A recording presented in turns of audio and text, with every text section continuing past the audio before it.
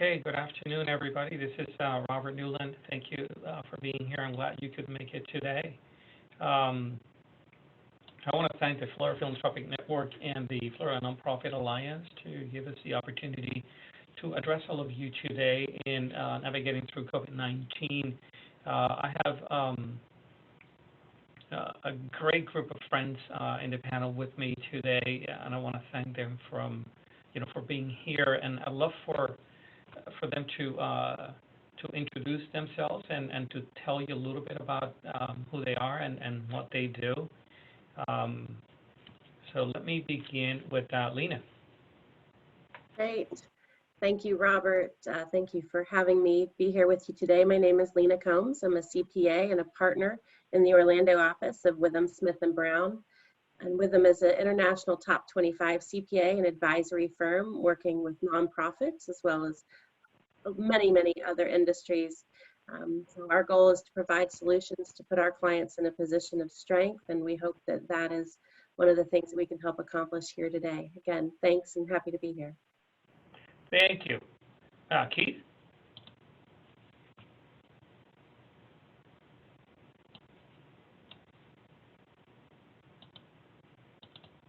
Keith, are you there? Unmute. There we go. There you go. Let me start over. Sorry. My name is Keith Coker. I'm the president and co-founder of Orlantech. We've been in business for 25 years in Central Florida, and we focus with managed IT services. We basically become the IT department or assist your IT department with any of those technologies. And I also sit on the board of a couple of nonprofits and have several nonprofits as our clients as well. And I'd like to add to that Keith and I are together in a sea of peer group, and he scares me every month with the dark side of technology. So I guess I'll just want more, so I'm going to get scared again by him, but it's really meaningful information. And Carol. Hi, I'm Carol Wick, and I am the president of Charity. We're an international consulting firm that provides advice and support to organizations looking to grow their revenue streams. I also worked for 30 years on the other side as a nonprofit executive. So all of my experts in the Charity Global Network are former nonprofit executives who have come back and are now working to help nonprofits increase their revenue and stabilize, which is important during this challenging time. Very much so indeed. And I'm Robert Newland, CEO of Newland Associates. We're a talent management firm with offices throughout Florida and Puerto Rico. We're work from executive search to HR consulting to leadership coaching and outplacement. And we do actually a lot of work with nonprofits around the state and beyond.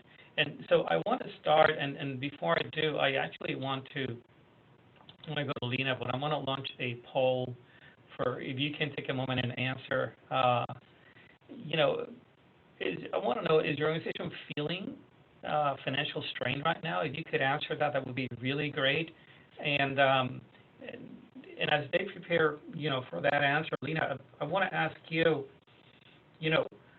what are some of the ways in which nonprofits can plan so their organizations can mitigate, any kind of negative effects in their finances and operations based on what we're seeing? And by the way, I'm going to end the poll. I'm sharing their results. You have about half of the organizations that are feeling the financial strain. So what do you have to say to them? I think that it's interesting, over the past few years, so many nonprofit organizations have been focusing on this earned revenue concept, and those might be the services that are suffering the most versus grant-funded organizations. So it's kind of a paradigm shift a little bit. But my comments to that question, Robert, are really sort of common sense type of questions, but I believe in sort of putting everything out there because sometimes it gets people thinking about things in different ways. But for example, if nonprofits had a line of credit already with a bank and they wanted to draw down on the loan for cash flow management, just be sure to check your covenants. Do you have any kind of loan covenants that might trigger a technical default if you did that? So let's just be contemplative before we blindly, take bank money. If you have fixed debt, maybe talk to your bank about a deferral program for those payments. Again, that's just a timing issue. You do still have to repay that, so you want to be sure that you keep that in consideration. Extend your payment terms to vendors. So pay in 90 days versus 60 days or et cetera. The important thing is that you have transparent discussions with those vendors, that everyone's on the same page and expectations are being met. I know, for example, I'm the treasurer of my church. We paid everything in 4 days. I said, we don't have to do that. We could go to 15 or 30. Not everybody has to be paid in 4 days. I don't even get paid in 4 days. So let's think about those types of things. Maybe cut or just delay non-essential expenditures. I think most people have already done that. Obviously, we can't travel. There's no entertainment going on, conferences, those types of things. But even as the world starts to reopen, be contemplative about what things are really important and where those dollars really should be used best. Reduce payroll costs as necessary is sort of an obvious low-hanging fruit. But really, all of this is to conserve your cash and manage cash flow. That's kind of the name of the game right now. We want to be able to pay our employees. We want to be able to pay our vendors. We want to be able to stay in business and provide those much needed services to the to the people that we serve, our constituents and stakeholders. So, we need to plan for varying lengths of time, but also you could review insurance policies. Maybe there's a provision, your business interruption insurance. If you have that coverage, there's a lot of complexities here. If you do have that, you would want to check with your insurance agent or broker and have an honest discussion with them. And then lastly, I would recommend getting an advocate or two, maybe from the board, a finance committee member, someone who has some financial background that also can not only champion these tasks and but also have a second set of eyes and ears on it, and maybe give some different thoughts and potential cost savings areas that you hadn't thought of. So let me just a follow-up question to that. One of the things that I hear from people in your field of expertise is that you have to be careful with your bank. If you have a line of credit, maybe limiting the money you can take out. So there's a suggestion, take the money out now because there may be limitations later. How do you feel about that? Well, a line of credit is kind of like serving at the pleasure, right? A bank in most cases can call a line of credit. A lot of times they're 1-year renewals. If you're close to that period, I think, again, banks, this is not going to be the first time they've had these questions or heard these. You definitely want to make sure that you can repay whatever you take in the event that the bank was to call the loan, and that you discuss with them what your needs are and see about taking that available credit. But I think you do have to have honest discussions with them about that. Yeah, maybe take the money out and then have the discussion in case they change your mind. Carol, let me go to you. I mean, about half the people in the audience said that they're feeling the financial strain, right? So this crisis, some of the shortfalls that we're seeing, how do you think, you've been you're a consultant, but you've also been on the other side as well, running a nonprofit. So you've seen a lot. How do you think this can impact organizations in the long term? Let's face it, that recovery is going to look like nothing we've ever seen before. This is not going to be dependent just on the local economy, the community, and right now we're seeing states start to reopen, and people are starting to think about what that's going to look like. This is going to be a global recovery, and we are, unlike when we have a hurricane and it's really about the community coming together and serving our neighbors. We're so interdependent on each other, and we're seeing that very clearly. And, I have clients all over the globe, what's happening in Africa right now, for instance, and the potential for a massive famine like we haven't seen in decades, that will affect us here as well. And so we can't predict what's going to happen. And so that instability and lack of certainty can cause nonprofits to make decisions or organizations to make decisions with panic, and that rarely leads to good decision making. So it's really important, kind of what I was saying right now, I do a lot of work with folks trying to develop earned revenue streams, and those are the ones that are actually hurting worse if they've lost automatically income and then they've lost their fundraising on top of that. So people having to really step back and think about different strategies. And one of the most important things is that cash flow projection and making sure that you've got some really well-established trigger points for cuts. We do that when we're looking at growth, and whether it's a for-profit or a nonprofit, you think about, okay, if we're going to add these programs, we're going to have to add staff at this point in time. We need to have those points established, and that's a great thing for boards to step in and start helping those nonprofits with. But it's also important right now to have multiple plans. So what is your plan A, but also your plan B and your plan C? And that needs to be based on a couple of different things, operations and funding, your cash flow, but it also needs to be based on what are the essential services that the community needs right now, you may or may not be providing. And could those services be offered in a different way? Costs. We talk about essential services, and that's something that's like literally at the forefront of everybody's conversations right now, because we're talking about what's essential and what's not essential. And nonprofits and funders have to be thinking that same way, because they have to think about what money they want to put into programming or services that are going to be essential services to help the economy and recovery faster. And nonprofits need taking a hard look if they're offering services that they've offered for a long, long time, but truly don't have the impact that is needed right now. So those are going to be some of the different plans that they need to probably be sitting down and having some decisions made. And the other thing is looking at collaborations, because there is redundancy out there. And so this is an opportunity to really step back and look at how can we effectively collaborate cross-sector or even within our current sector, so that we can reduce the cost of services or implement technology that will reduce the cost of services and actually make us more effective. And I give an example of, domestic violence centers have 43 independent hotlines across the country, or across the state of Florida alone. Can we use technology, reduce the need for extra coverage so that we can use those staff in different ways where they might be needed, rather than sitting waiting for a phone call. Yeah. And then also looking at ramping up services that may not have been as important, like telemental health, and then offering that cross-sector so that you can provide those services that are really going to be needed and in demand, probably well into the future.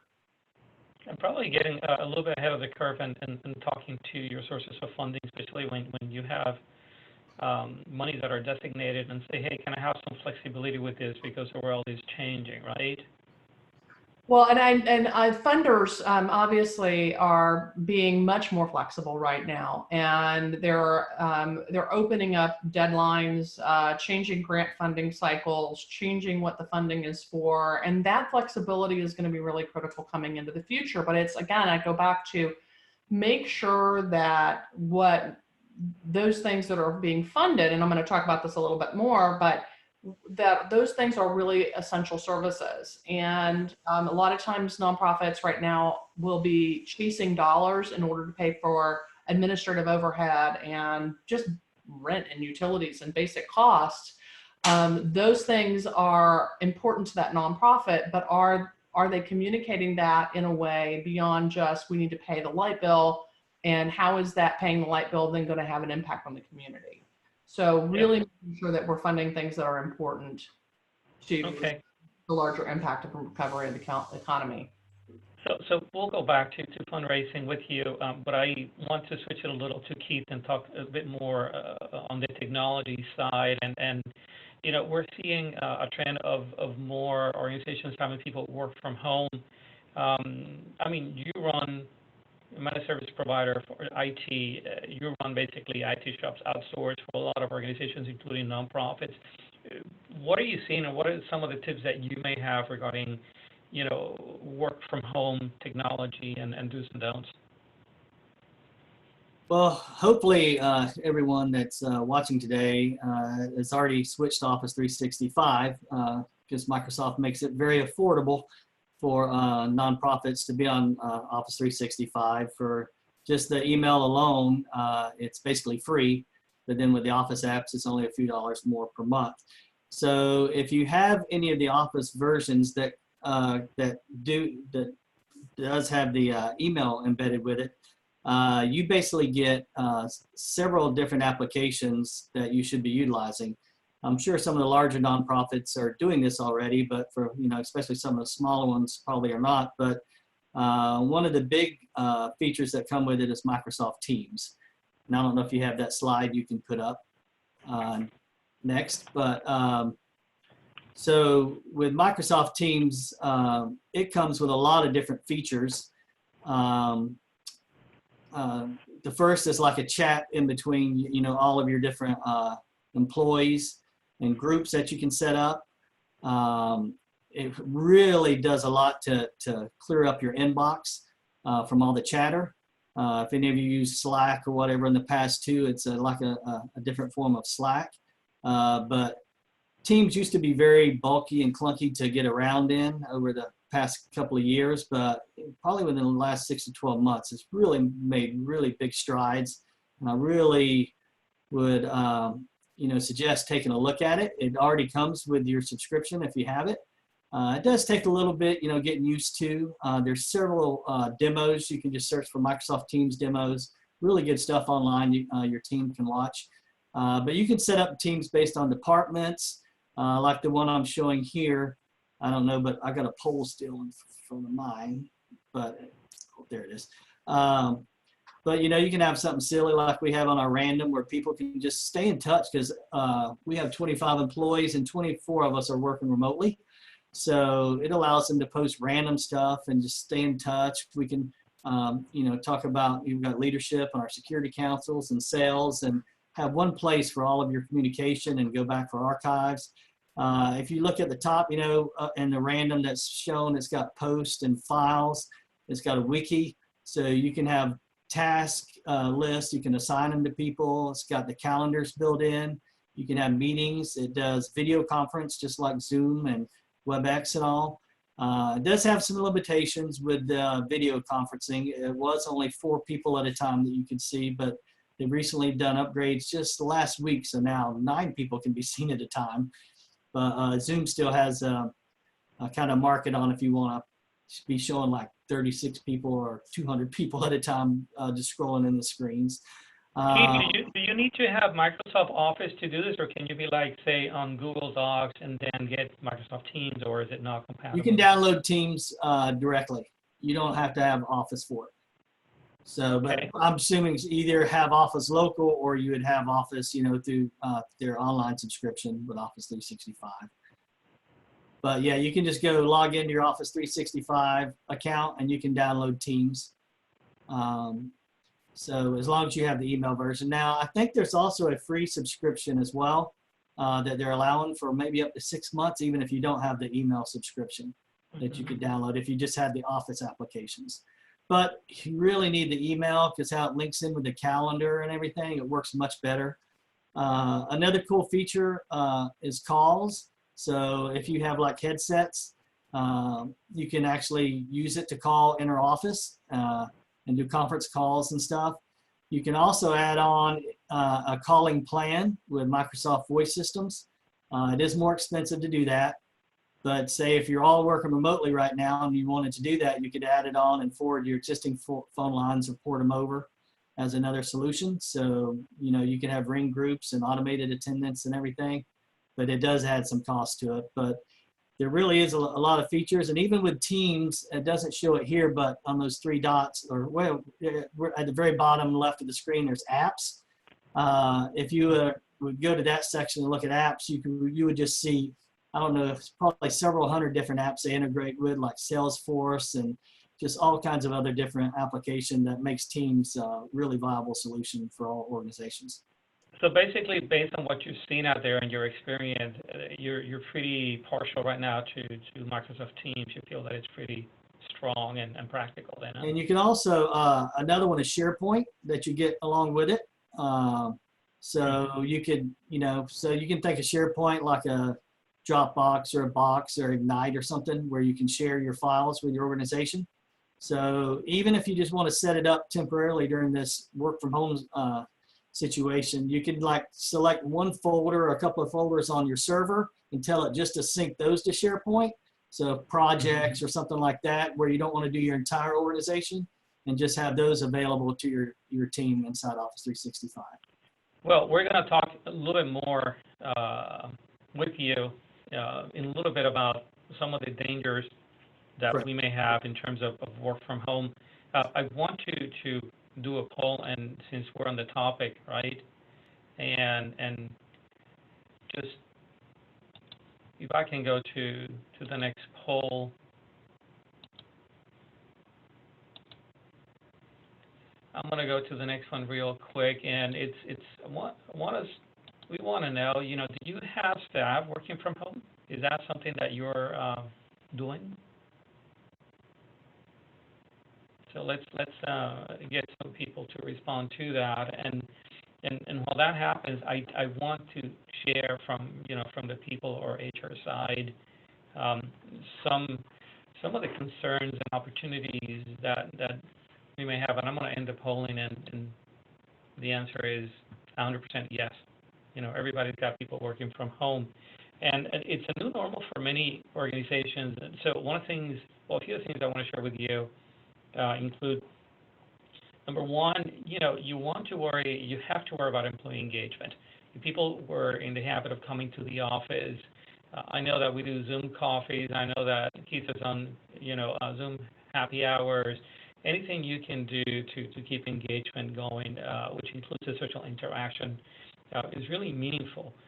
The other thing that you want to think about is, the metrics and supervision, right, that you have are different. Make sure that you are metrics driven, but don't hover. You don't, just because you don't see staff doesn't mean you should be emailing them, every half hour to see if they're working or using,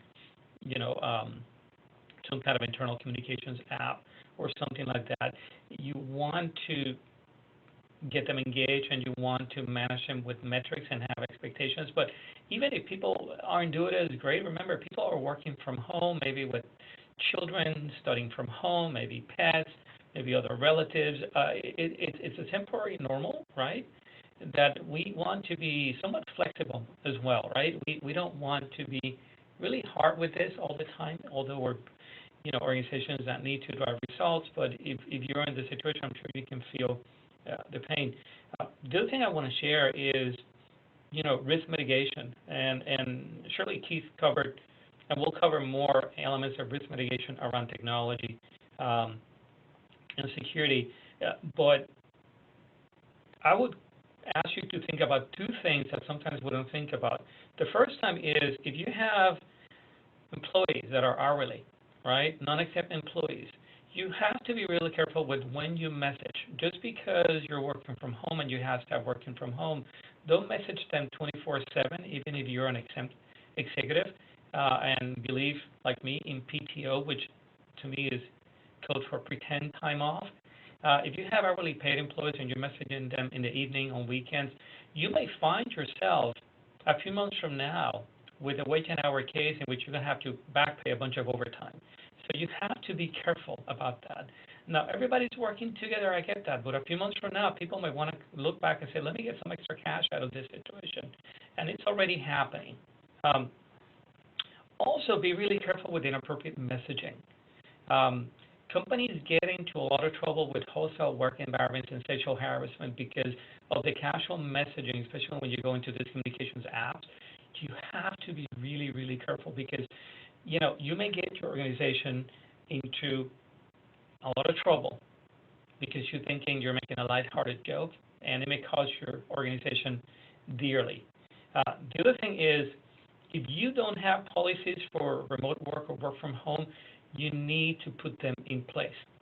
Because if you don't, you also can run into potential issues. And then lastly, you want to train management in how to manage people remotely. Is a whole different dynamic. And if they're managing the way they manage people at the office, you may be getting them disengaged. You may be upsetting them. You may be frustrating them, and they're not going to give you their best. So just some thoughts I wanted to share with you on the people side. But I do, want to go back to Lena, and Carol mentioned, budget A, B, and C, and I know you want to cover some of that. So Lena, can we go back to the money side, and you can tell us a bit about, budgeting and cash flows and burn rates and things like that, please? Sure. So the one thing, Robert, we talk about, I like what Carol said, right? Don't make panic decisions. And sometimes that's where it helps to have more than one person or get those stakeholders of the organization involved in some of that, because maybe their panic threshold is a little bit different than a staff person's would be, or an executive director's. But recasting the budget is certainly important right now. Every call that I've been on, everybody is redoing their budgets because it's going to be necessary. And I think, as sometimes we talk to organizations about organizational risk, maybe through a strategic planning process, even in the budgeting process, right? Nonprofits need to look at what is their organizational risk, and very few of them probably would have had pandemic on their list of things that really were going to affect them. So, the point of that is, don't feel bad that this wasn't contemplated. The rest of the free world is in the exact same situation. But to that end, when you're looking at recasting the budget, you probably need to look at a couple of different scenarios, as Carol said, and Robert, plan A, a plan B, a plan C. We don't know when things are going to open back up. We don't know when earned revenue, which may be a factor, might start coming back in. There are a lot of unknowns, so let's list what those are, take the most important ones, and recast the budget for the rest of this year and maybe into 2021, and anticipate different scenarios. And I think part of that too is figuring out what your burn rate is, whether you're a nonprofit or a company that supports nonprofits. When we talk to people about the burn rate, most of them are really shocked when they do the calculation. And the burn rate is simply, how much money do you have that will get you, basically how many days of cash do you have? For example, if your organization has revenues of $25,000 a month, but expenses of $50,000 a month, well, you're burning $25,000 a month in cash. How much cash do you have? And how long will that cash take you if nothing else changes? And I think that in part of this recasting the budget scenario, people really need to be looking at that burn rate and at least know. I think it can be a little scary. There are things you can do to mitigate it, certainly, but I think that that's an important thing for organizations to be taking a look at. Do you feel many of the clients and nonprofits you work with, are they doing, do you think, a good job at doing budget A, B, and C, sort of, this is what we're hoping for, but hope is not a method, here is not so great and here's really bad, or are they sort of sticking with the hopeful approach to budgeting? I honestly, Robert, I think it's probably all over the board. I think that it takes all different kinds of people, and I think that some people are extreme optimists and they want one version. Some people are extreme pessimists and they want 10. And so I think that the truth always lies somewhere in the middle, right? Right. But I also think that kind of right now, as we're seeing this continue to go on longer than people expected, and people have now gone through the loan program applications and maybe or maybe not have gotten funding. We'll talk about that a little bit in a minute, but now's kind of the time where they're sitting down and looking at some of that, probably, I would imagine, now that the dust has settled a little bit. Right. So Carol, let's go back to you on the optimist side, which is the funding side. You wanted to talk a little bit about Giving Tuesday Now, and I know that we have another poll, so I'm gonna launch that one as you talk about Giving Tuesday Now. So I'm gonna launch it, but you go ahead and tell us about that. So Giving Tuesday Now has been going to be on May 5th. I think most people have probably heard that at this point in time. And there's a lot of people out there that are really concerned about doing a fundraising campaign right now. With so many people out of work and the economy so unstable, should they really be even asking for money? But the reality of it is, just like Giving Tuesday that happens in the Monday or the Tuesday after Thanksgiving every year, it's going to happen whether your nonprofit participates in it or not. So it's really a matter of whether or not you are ready to step up and be part of that. And whether you are a funder or a nonprofit, you can really use this as an opportunity to support missions that you care about and to build your brand. But there's some really important things I think you should consider when approaching Giving Tuesday now.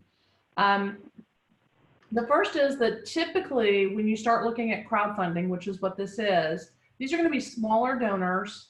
And these are the people that are in more dire financial situations. So you have to really appreciate and understand that you may not just want to ask for cash.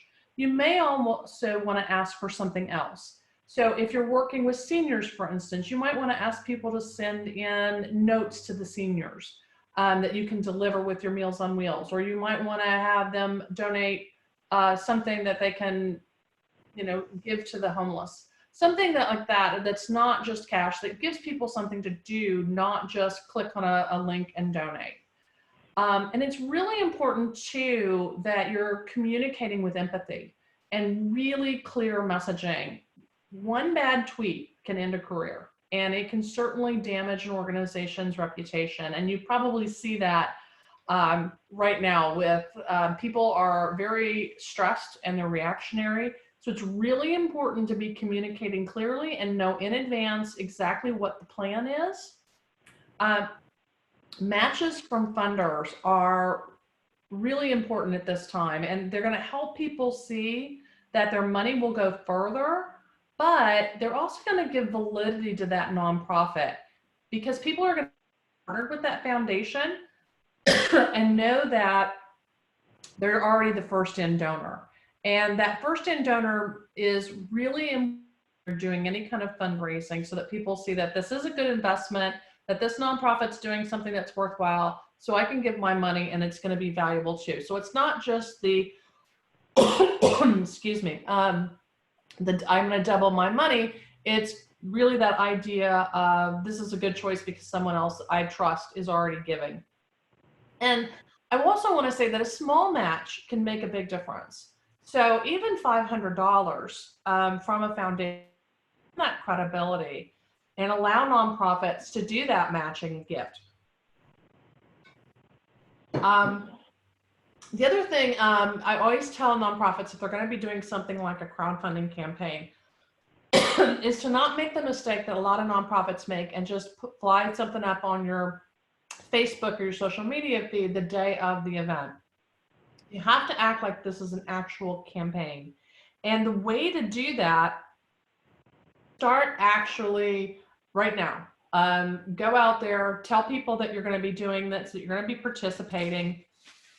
Set a financial goal, a target number that you want to try to reach. Go out, reach out to funders, try to get those matching gifts, and start having a plan that engages volunteers and staff and whomever you might have that you can put for this. You should think about this as a day-long event, not just something where you post static images or content, but go live throughout the day. Really engage people, make it creative, celebrate the milestones that you hit throughout the day. If you do get a match, bring people in, cheer, leverage that match as much as you possibly can, and make it not just about doubling the money, but make it about engaging people and having a good time. And I want to give a shout out to one of my clients who I think is probably one of the best in the country at this. And you can actually go back on their Facebook feed and scroll back to November and see how well they did at Giving Tuesday. And it's Turpentine Creek Wildlife Refuge. And if you've watched Tiger King at all, Turpentine Creek is one of the most legitimate and one of the largest big cat rescues in the United States. They do tigers, lions, and bears, and a variety of other big cats. And several of them have been rescued from here in Florida and from Joe Exotic. They are fabulous at Tuesday, and they've already started ramping up. They already have a plan, and they'll actually raise quite a bit of money.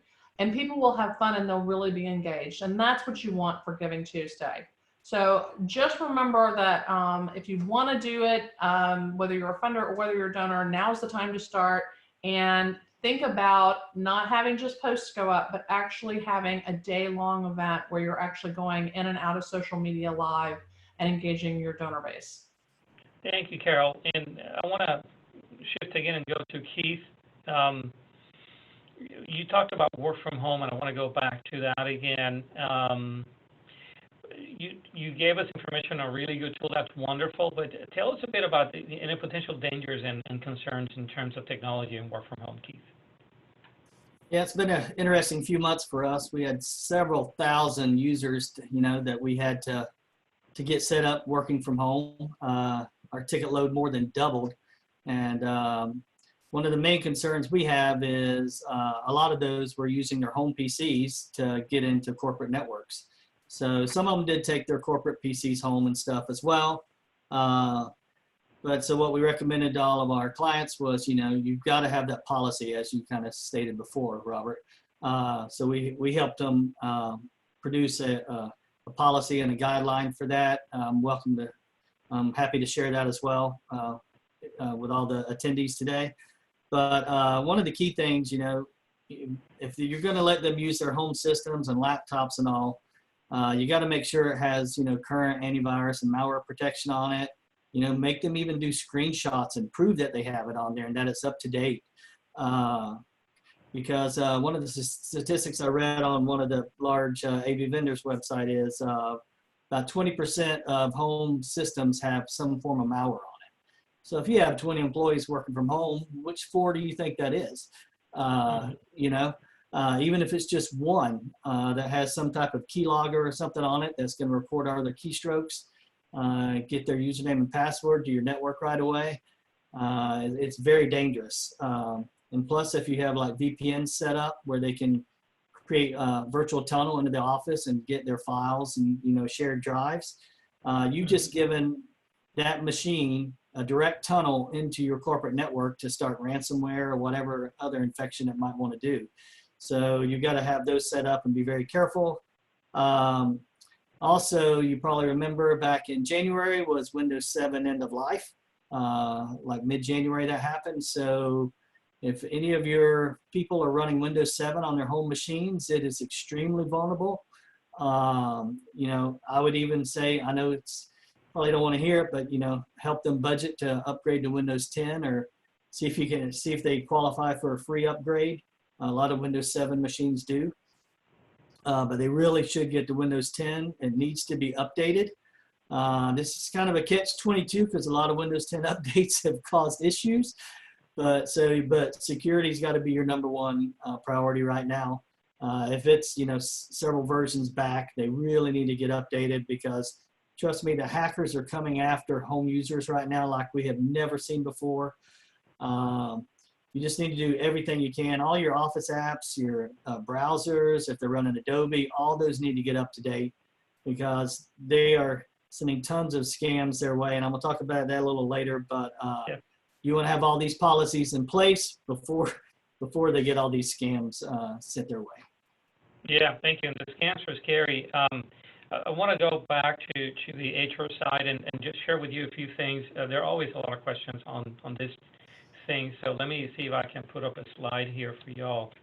And it has to do with two things. Number one, can you reduce pay on exempt staff? And even I have forgotten at the beginning that technically you're not supposed to, right? If you have exempt employees, you're not supposed to reduce their pay.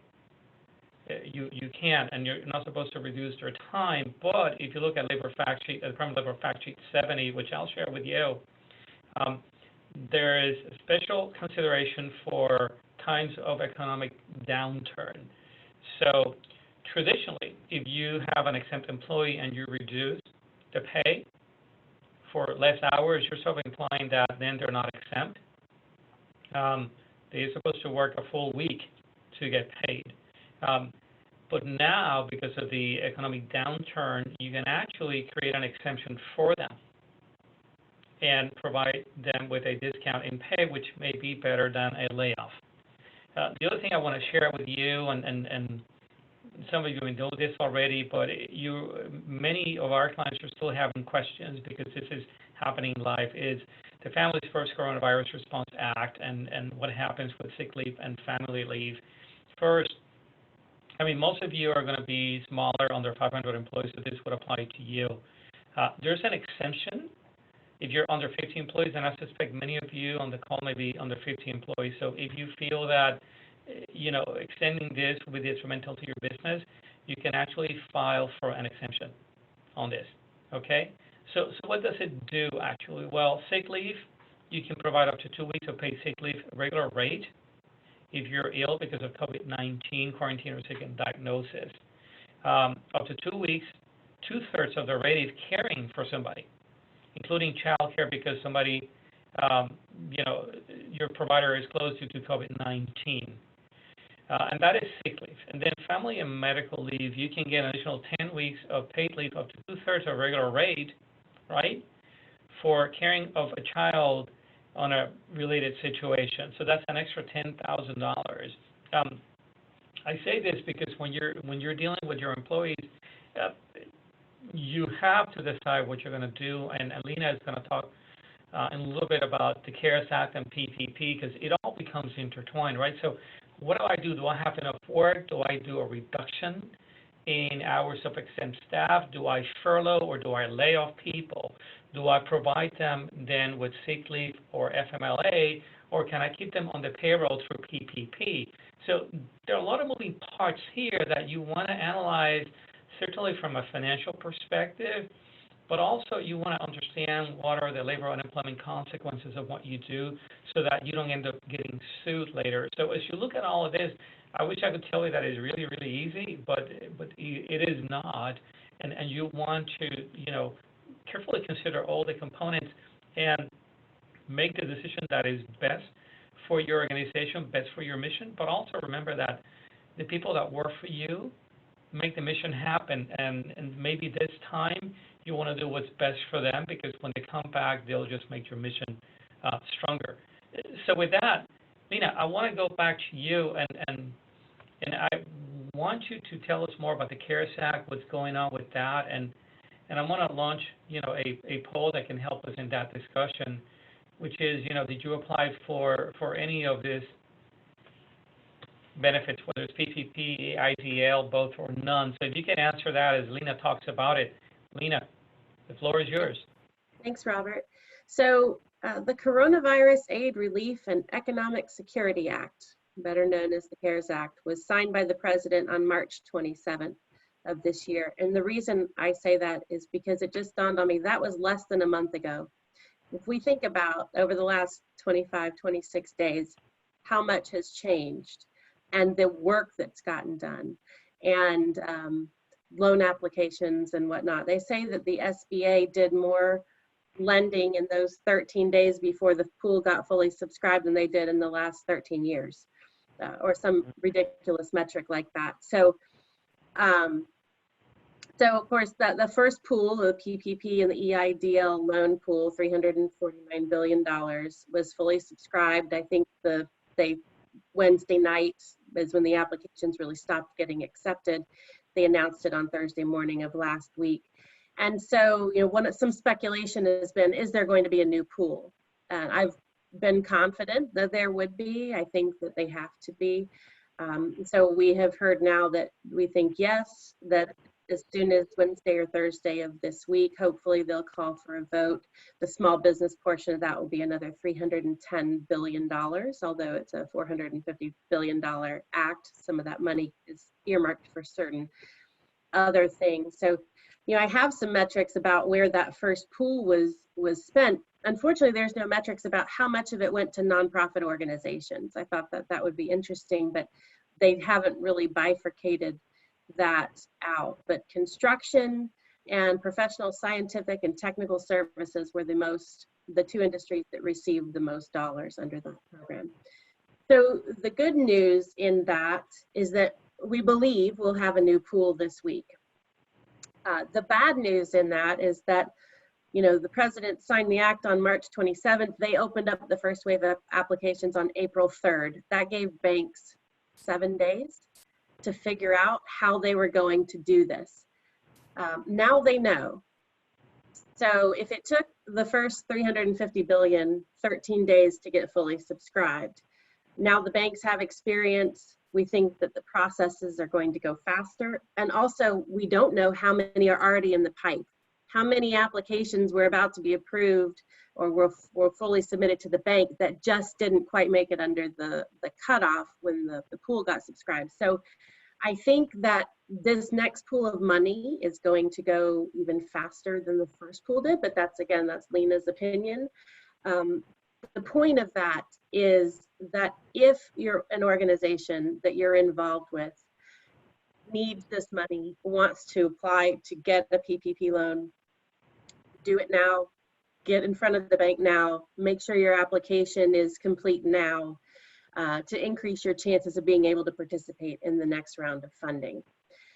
So the other thing we learned is that a lot of lenders were really slow to process applications for smaller organizations and for other small businesses to get the funding they needed. It appeared, I don't work inside a bank, it appeared though that there was some preference given to some of the larger loans. Maybe the bank does get paid a higher rate, even though there's no fees. The bank does get a fee for processing those loans on behalf of the SBA, and there are higher fees on the larger loans. So I personally have conversations with bankers a lot. I know that they were completely overwhelmed.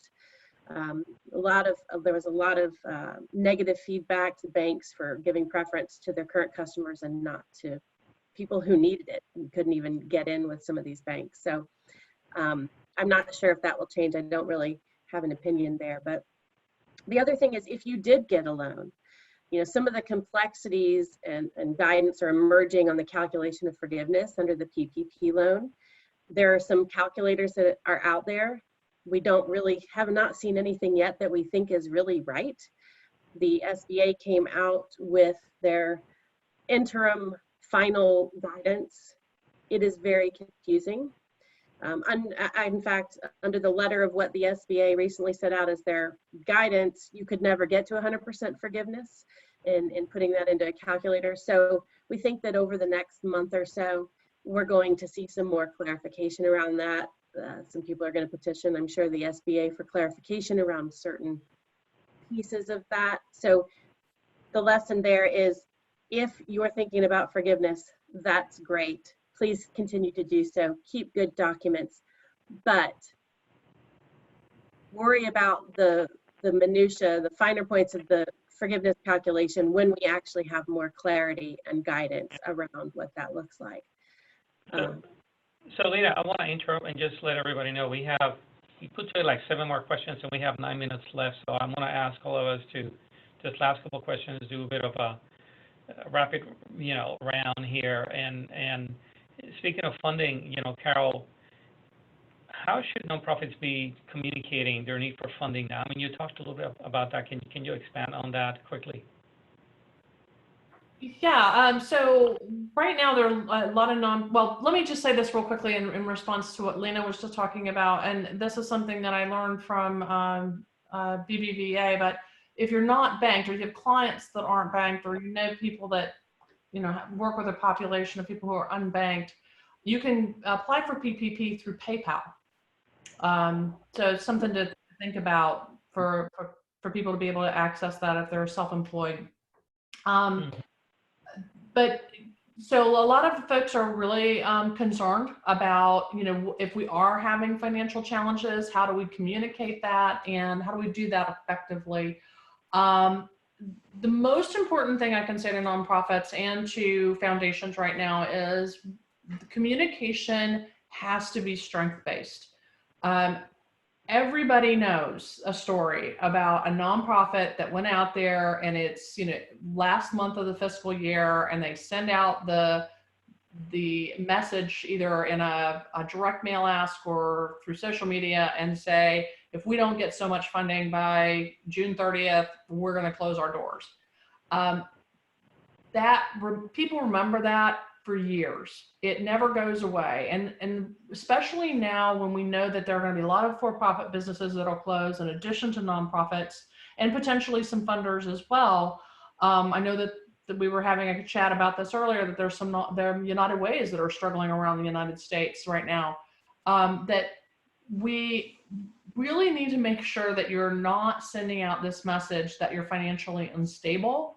If it's true, then there needs to be some really hard conversations with the board, with your funders about what's necessary, what is your cash position and what that's going to look like.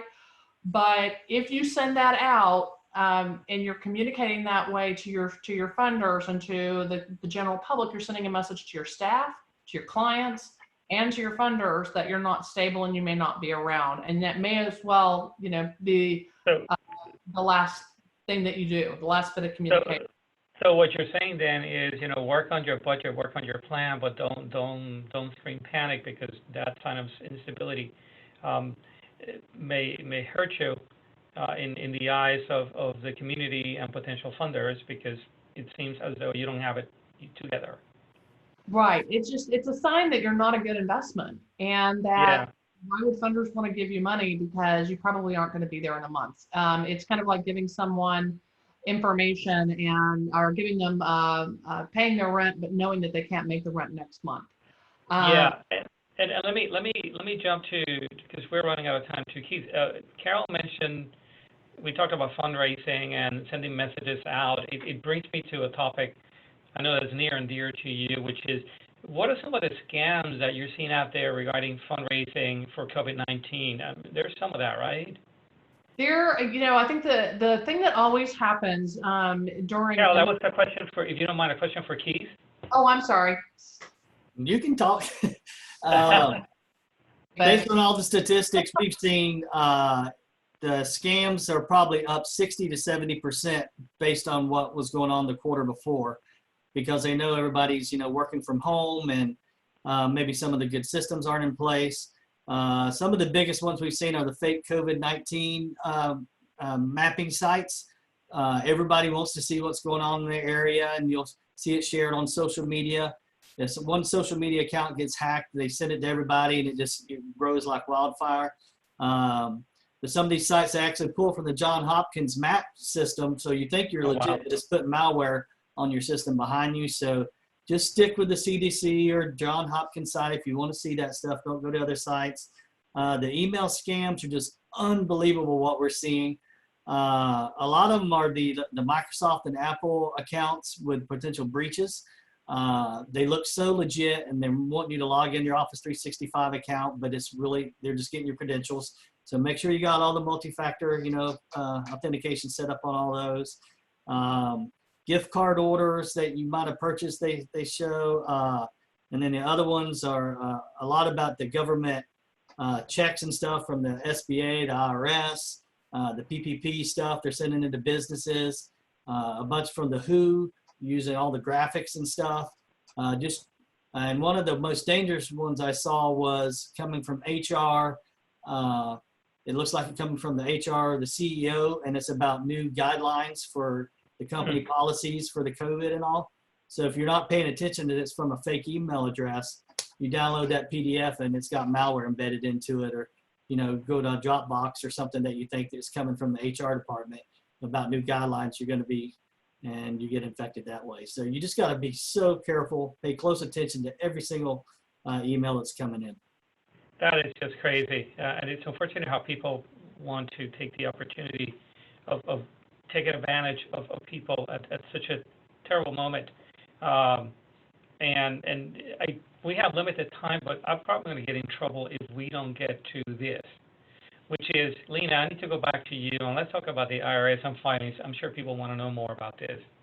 Sure. I think this is 30 seconds or less, Robert. Basically, when the first wave of extensions came out, 990s were not included because they were for income tax returns, and 990 is an informational return.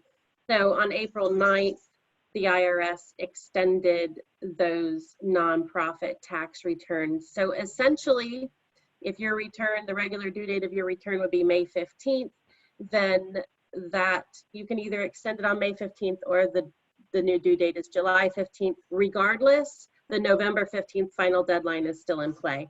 So the details are on the slide here, but that just keep in mind that it extends your period of time to file if you have a May 15th deadline or somewhere in that window between May and July, but it does not extend your final deadline.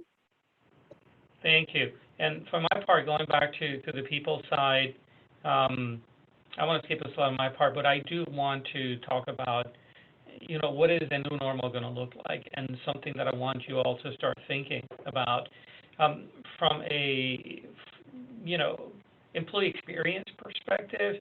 You want to be ready for employees to say, nah, you know, I'm going to keep working from home. And what you're going to find is that there were many organizations that were sort of hesitant to do this because they were saying it doesn't work. What many are finding, it was really subterfuge for a worldview of a personal preference. I like people to come to work at the office.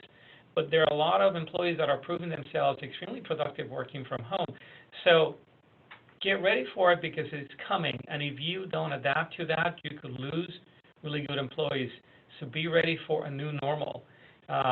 Be mindful of that. Also, you may find from a budgeting standpoint looking forward that you may not need as much office space.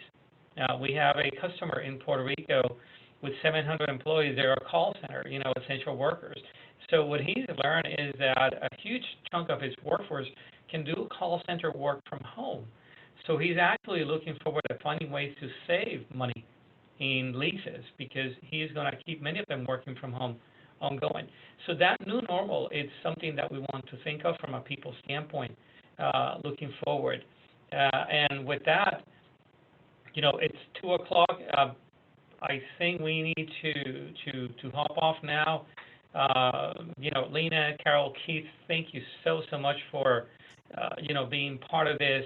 And then, you know, Gila and Sabine from the Florida Philanthropic Network and Florida Nonprofit Alliance, thank you for giving us the opportunity to talk to your members today.